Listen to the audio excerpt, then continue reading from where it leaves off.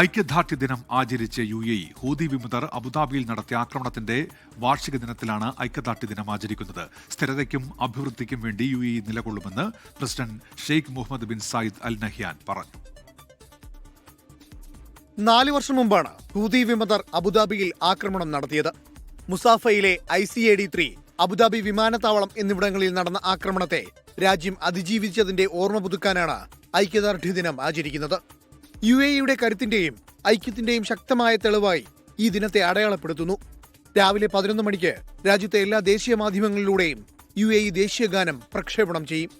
UAE പ്രതിരോധ മന്ത്രി കൂടിയായ ദുബായ് കിരീടാവകാശി Sheikh Hamdan bin Mohammed bin Rashid Al മക്തൂമിന്റെ ആഹ്വാനപ്രകാരമായിരുന്നു ഇത്. സ്ഥിരതയ്ക്കും സമൃദ്ധിക്കും വേണ്ടി പോരാടണമെന്ന് UAE president Sheikh Muhammad bin Rashid Al Nahyan എക്സിൽ കുറിച്ചു. ജന്മനാട് സംരക്ഷിക്കാൻ ഓരോരുത്തരും പ്രതിജ്ഞാബദ്ധരാണെന്നും ഒരുമയോടെ രാജ്യത്തിനായി നിലകൊള്ളണമെന്നും UAE വൈസ് പ്രസിഡന്റും ദുബായ് ഭരണാധികാരിയുമായ Sheikh Muhammad bin Rashid Al Maktoum പറഞ്ഞു.